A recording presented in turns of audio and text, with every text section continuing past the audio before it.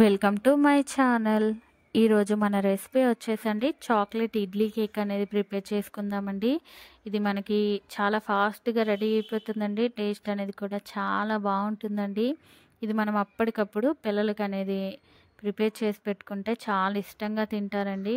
మనము కొలతలు అనేది ఈ విధంగా యూస్ చేసి ప్రిపేర్ చేసుకుంటే మనకి మన ఇడ్లీ కేక్ అనేది స్పాంజ్గా టేస్ట్ అనేది చాలా బాగా వస్తుందండి. తప్పకుండా మీరు కూడా ఒక్కసారి ట్రై చేయండి. ప్రిపేర్ చేసుకోవడానికి ముందుగా ఇలా ఒక బౌల్ అనేది తీసుకొని దాంట్లో ఒక పావు కప్పు పౌడర్ షుగర్ అనేది యాడ్ చేసుకున్నానండి. అలాగే పావు కప్పు ఆయిల్ అనేది కూడా యాడ్ చేసుకొని ఇలా కలుపుకుంటూ దీంట్లోనే ఇప్పుడు ఒక 3 టేబుల్ స్పూన్ల పెరుగు అనేది కూడా యాడ్ చేసుకుంటున్నానండి.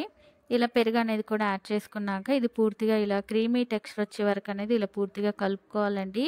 ఇలా కలుపుకున్నాక ఇప్పుడు దీంట్లోనే ఒక హాఫ్ కప్పు మైదా అనేది యాడ్ చేసుకుంటున్నానండి.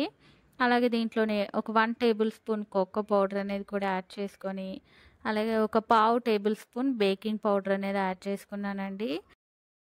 అలాగే దీంట్లో కొంచెం సాల్ట్ అనేది కూడా యాడ్ చేసుకొని కాచి చల్లార్చుకున్న ఒక పావు కప్పు పాలు అనేది తీసుకున్నానండి. పాలు అనేది కొంచెం కొంచెంగా మనము యాడ్ చేసుకుంటూ మనం కేక్ బ్యాటర్ అనేది ఇలా బాగా కలుపుకోవాలండి. చూడండి, ఈ విధంగా పూర్తిగా కలుపుకున్నాక మనకి ఈ విధంగా వస్తే సరిపోతుందండి. దీన్ని పక్కన పెట్టేసుకొని ఇప్పుడు ఇడ్లీ పాత్రలు అనేది తీసుకొని దానికి ఇలా ఆయిల్ అనేది అప్లై చేసుకొని ఇలా కొంచెం పొడిపిండి అనేది ఇలా చల్లుకోవాలండి. ఇలా ప్రిపేర్ చేసుకున్న ఇడ్లీ పాత్రలలో మనం ఇందాక ప్రిపేర్ చేసి పెట్టుకున్న కేక్ బ్యాటర్ అనేది తీసుకొని ఒక 2 టేబుల్ స్పూన్లు అనేది యాడ్ చేసుకోవాలండి.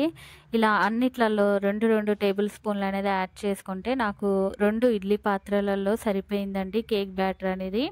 ఇటా ప్రిపేర్ చేసి పక్కన పెట్టుకున్నాక ఇప్పుడు బేక్ చేసుకోవడానికి ఇలా స్టవ్ పైన గిన్నె పెట్టి దాంట్లో ఇలా స్టాండ్ అనేది పెట్టేసుకొని మూత పెట్టి మనము స్టవ్ ఆన్ చేసి హై ఫ్లేమ్లోనే ఒక 5 నిమిషాల పాటు ఫ్రీ హీట్ అనేది చేసి తీసుకున్నానండి. ఇలా ఫ్రీ హీట్ చేసుకున్న ఈ గిన్నెలో మనం ఇందాక ప్రిపేర్ చేసుకున్న ఇడ్లీ పాత్రలు అనేది యాడ్ చేసుకుందామండి.